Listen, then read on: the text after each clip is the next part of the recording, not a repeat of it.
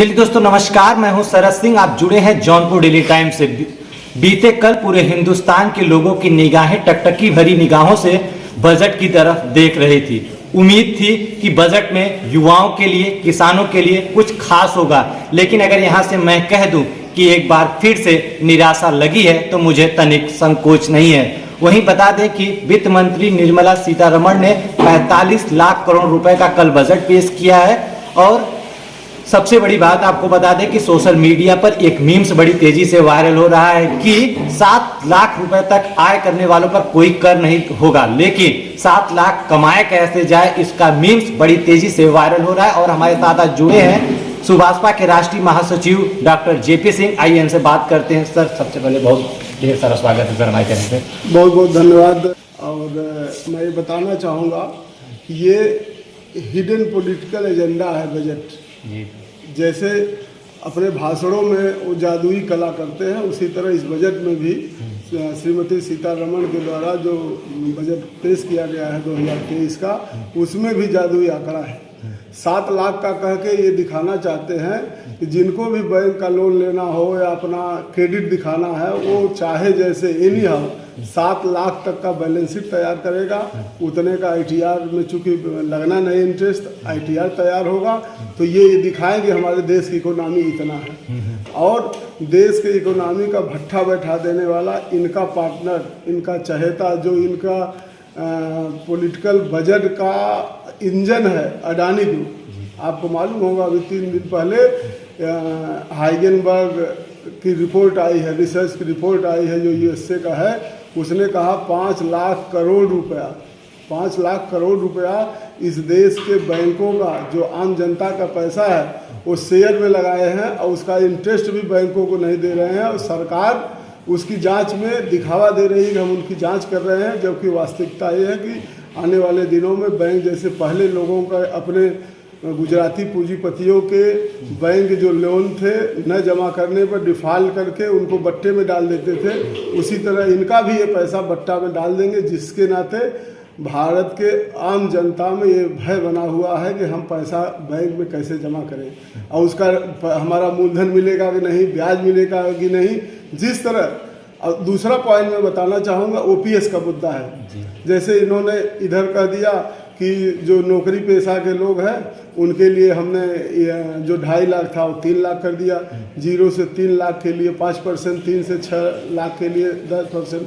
तो दूसरी तरफ जो पुरानी पेंशन योजना है उसको बंद किए हुए हैं। सारे जो 2004 के बाद के नियुक्त सारे अधिकारी, कर्मचारी, शिक्षक हैं, उनकी ज़बरदस्त, सबसे अधिक ज़बरदस्त मांग जो है OPS का मुद्दा है। उन्होंने इसका कोई प्रावधान इसमें नहीं किया है। तीसरा जो है NPS है। इन्होंने जो NPS 2004 के बाद के नियुक्त सारे अधिकारी, कर्मचारी, शिक्षक साथी हैं, उनके लिए NPS अनिवार्य कर दिया। ये NPS हम लोगों का हर महीने कट रहा है और उस पैसे का कोई अता पता नहीं है। और सरकार कही है कि आप अगर 10% NPS में जमा कर रहे हैं तो हम 14% दे रहे हैं। कहीं भी हमारे खाते में दिखता नहीं कि 10% लिए 14% हो, 24% मेरे खाते में अगर क्रेडिट होता रहे तो मुझे संतोष होगा। ये ऐसा नहीं है। और आप पता लगाएंगे जितने लोग रिटायर हो रहे हैं उसका परिणाम आ रहा है। जो NPS में है बेचारे वो रो रहे हैं, कोई 200 कोई 300 मासिक पेंशन पा रहा है। और अडानी ने देश के आर्थिक व्यवस्था का भट्ठा बैठा दिया है। देश के बैंकों का पैसा लेके अपना लगा के प्रॉफिट ले रहा है। इसीलिए जब देश में हल्ला हुआ और उसने हिडेनबर्ग ने ये रिसर्च किया और रिपोर्ट दे दिया, अमेरिका की सरकार भी आज वहाँ फेडरेशन की मीटिंग चल रही है अमेरिका में, भारत की सरकार दिखाने के लिए भी सारी फाइलें देश की उलट रहे हैं कि हम अडानी के खिलाफ जांच कर रहे हैं। वास्तविकता ये है कुछ करने वाले नहीं हैं। और उसके बाद अगर इस बजट में मैं कहूँ कि ये लॉलीपॉप है, ये केवल दिखावा है। चूँकि शिक्षा के क्षेत्र में इसके पहले के बजट में 2.64% का बजट था, इस बार 2.5 कर दिए, 2.5% बजट कर दिए। उसी तरह हमारे देश में 3 चीज़ें सबसे अनिवार्य हैं: शिक्षा, चिकित्सा और किसानों की चिंता। तो इन्होंने किसानों के लिए भी नहीं बढ़ाया। हम लोग हमेशा कहते रहे कि किसानों के आय को आप दुगुना करने वाले हैं, तिगुना करने वाले हैं। घोषणा पत्र में ये सरकार केंद्र की सरकार हमेशा करती है, ऐसा उन्होंने नहीं किया। दूसरा, हमने शिक्षा के क्षेत्र में बताया कि 2.64 था, 2.5 के नीचे कर दिया। उसी तरह चिकित्सा में भी 2.5 के ऊपर, 2.5% के ऊपर बजट था पिछली बार, 2.5 के नीचे इन्होंने कर दिया। तो जब शिक्षा, चिकित्सा और किसानों की समस्या, चौथा आता है बेरोजगारों की समस्या।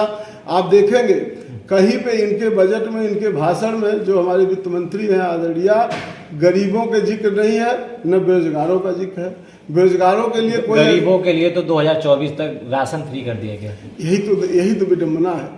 इस देश में जो अर्थशास्त्री रहे हैं और जो महापुरुष रहे हैं, वो ये कहा करते थे कि संभालने के लिए कुछ समय के लिए तो सहयोग, ये सब जरूरी है, लेकिन उनको स्वावलंबी बनाने के लिए आर्थिक नीतियाँ और रोजगार परक प्लानिंग होना चाहिए।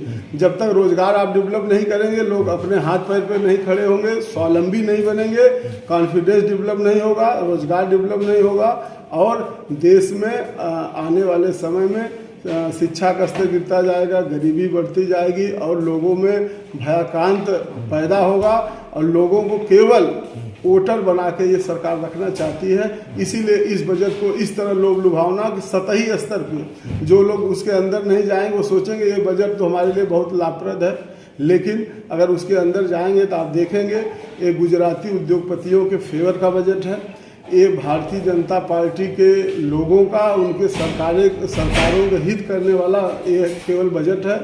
तो अगला पॉइंट मैं बताना चाहूँगा कि इन्होंने इस पे कोई ध्यान नहीं दिया कि जो राजनीतिक पार्टियां चंदा लेती हैं उद्योगपतियों से, उसके लिए आपने टैक्स की व्यवस्था नहीं किया। उनसे वो केवल इलेक्टोरल बॉन्ड वाली व्यवस्था है, या तो कितना आप इसके पहले पता करेंगे कि अडानी 3 साल पहले 20 मिलियन डॉलर उनका वो था, इनकम था, आज 1020 है, 120 मिलियन डॉलर उनका इनकम हो चुका है। ये कहाँ से हुआ है? ये दिखाता है कि ये गुजराती उद्योगपतियों का प्रेम देश के प्रधानमंत्री के साथ है, देश की सरकार के साथ है, उनके हितों के लिए, अपने पार्टी के कुछ लोगों के लिए उन्होंने ये बजट पेश किया है। इसके बाद अगर और कुछ पूछना चाहते हो तो आप बताइए। मध्यम वर्गीय परिवार के लिए बजट में कुछ खास नहीं रहा। हाँ, मैं यही तो बार बार कह रहा हूँ, मध्यम वर्गीय में किसान सबसे मजबूर, और देश की जब विषम परिस्थिति आती है पूरे दुनिया में तो भी भारत संभलता है, तो किसके नाते? हमारे किसानों के नाते। चूँकि हमारे देश की आर्थिक व्यवस्था और रोजी रोटी की व्यवस्था 65 से 70% कृषि पे आधारित है। जब हमारे पास कुछ भी नहीं रहता तो भी हम रोटी दाल की व्यवस्था करते हैं, वो कृषि आधारित हमारे किसान रूपी जो भगवान वो करते हैं। लेकिन इन्होंने इसकी चिंता नहीं किया। खाद पे, फर्टिलाइजर पे कोई सब्सिडी इन्होंने नहीं दिया। खाद के लिए लाठी चार्ज हो रहा है, किसान खाद नहीं पा रहे हैं, बीज नहीं पा रहे हैं। जिस देश में किसानों के लिए खाद और बीज महंगा होगा, नौजवानों के लिए शिक्षा इतना महंगा होगा कि वो पढ़ नहीं पाएंगे, और जिस देश में चिकित्सा चाहे जांच के नाम पे हो, डॉक्टर की फीस के नाम पे हो, या एडमिट हो जाने के नाम पर हो, हॉस्पिटलाइजेशन इतना महंगा है कि हर नौजवान, हर किसान, हर बेरोजगार परेशान है। इसलिए इस बजट को मैं पूर्णतः सहमत इस बजट से नहीं हूँ। हाँ, ऊपरी सतह से थोड़ी थोड़ी राहत मिलती है रोजगार जो नौकरी पेशा वाले लोग हैं, लेकिन विडम्बना ये है कि नौकरी पेशा करने वाले देश में कितने लोग हैं? बेरोजगार ज़्यादा हैं, किसान ज़्यादा हैं, और उच्च शिक्षित बेरोजगार रोज। बजट में तो बेरोजगारों को जैसे निगलेक्ट कर दिया गया। निगलेक्ट ही नहीं कर दिए। आपको बता दें, अभी इधर लगातार जो परीक्षाएं चल रही हैं, चाहे टेट की हो, सुपर टेट की हो, नेट की हो, PCS जे की है, PCS की है, ये प्रदेश की सरकार, ये देश की सरकार वो परीक्षार्थियों का सेंटर या तो प्रदेश के किसी कोने में या प्रदेश के बाहर, दिल्ली में, नोएडा में, पंजाब में, अभी सीटेट दे दे के लोग नोएडा और दिल्ली से लौट रहे हैं। अभी PCS जे की 12 को परीक्षा है, 4 सेंटर था, इलाहाबाद, आगरा, लखनऊ, मेरठ, लेकिन जौनपुर के सारे बच्चों का इन्होंने आगरा सेंटर दिया है।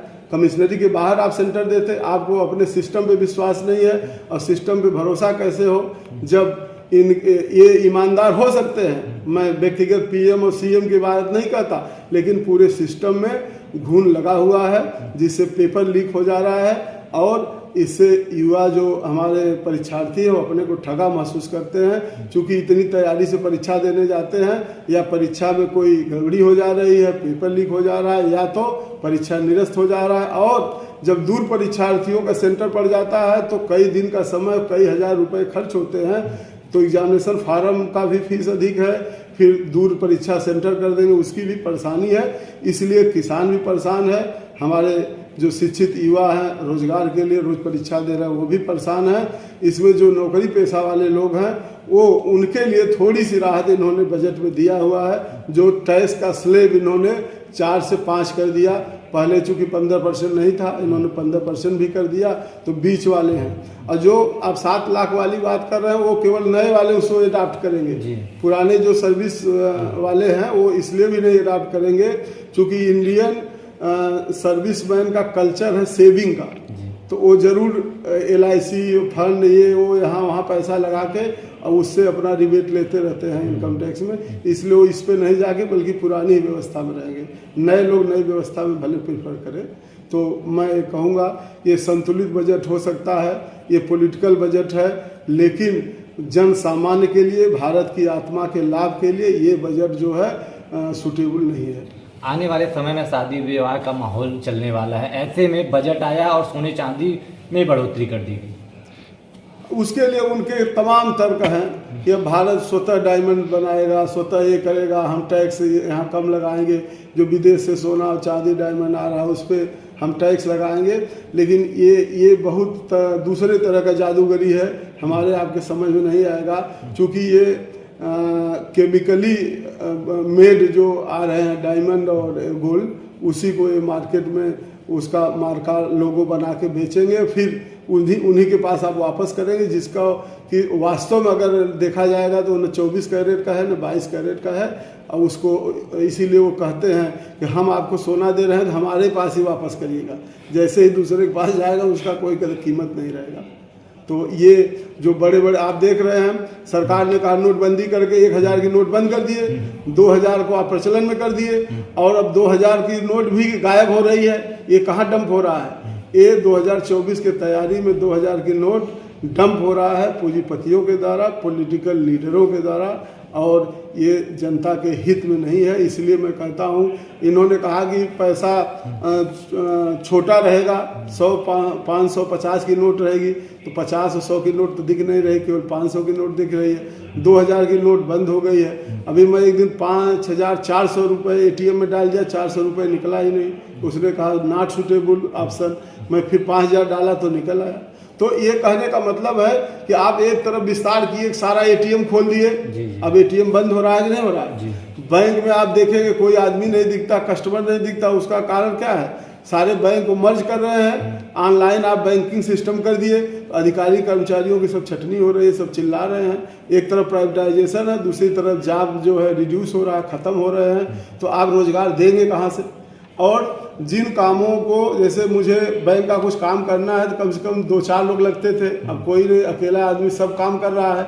तो जो आदमी सक्षम है और सक्षम होता जा रहा है, जो आदमी मजबूर है, गरीब है, उसको न जॉब मिलेगा, न रोजगार मिलेगा, न कोई सिस्टम में उसकी स्वीकारता हो रही है। इसलिए मैं ये बैंकिंग सिस्टम का तो एकदम विरोध करता हूँ, क्योंकि इन्होंने सब कुछ मोबाइल में कर दिया है, जिसका परिणाम आप देख रहे हैं। पढ़ाई लिखाई ध्वस्त है, नई शिक्षा नीति के नाते और ये मोबाइल के ऑनलाइन डिजिटलाइजेशन के नाते सारे बच्चे घरों में बैठ के मोबाइल देख रहे हैं। जो टेक्स्ट बुक था, जो व्यापक ज्ञान, जो स्वामी विवेकानंद, महात्मा गांधी और अम्बेडकर के देश में जो पढ़ाई का कंसेप्ट था कि स्वविवेक से दार्शनिक सिद्धांतों पे मनोवैज्ञानिक ढंग से उसमें वैज्ञानिकता पैदा करना, शोध करना, विस्तार करना, ये हम विश्वगुरु बनने जा रहे हैं। हमारा पीछे का इतिहास, जहाँ पे इतने बड़े बड़े ऋषि महर्षि पैदा हुए हैं, जिसकी दुनिया नकल मारती है, तब तो कंप्यूटर नहीं था, मोबाइल नहीं था, डिजिटलाइजेशन नहीं था, लेकिन इन्होंने क्या किया, सब कुछ मोबाइल में बंद कर दिया। अब वो मोबाइल का आप उपयोग करिए चाहे दुरुपयोग करिए, तो बच्चे जो है कच्चे घड़े के समान है, इसलिए सब मैक्सिमम दुरुपयोग कर रहे हैं। आने वाले समय में आप देखेंगे ये होगा कि मोबाइल पर प्रतिबंध लगाया जाए, क्योंकि तमाम ब्रेन स्ट्रोक हो रहे हैं, चेस्ट अटैक हो रहे हैं, बच्चे जो है मानवीय कृत्य में लिप्त हैं और अच्छे नागरिक देश के लिए पैदा नहीं हो रहे हैं। एक तरफ इलेक्ट्रिसिटी बढ़ाने की बात कर रही है और एक तरफ बजट में जो इलेक्ट्रिक गाड़ियां हैं वो सस्ती कर दी गई, कुछ समझ में नहीं आया।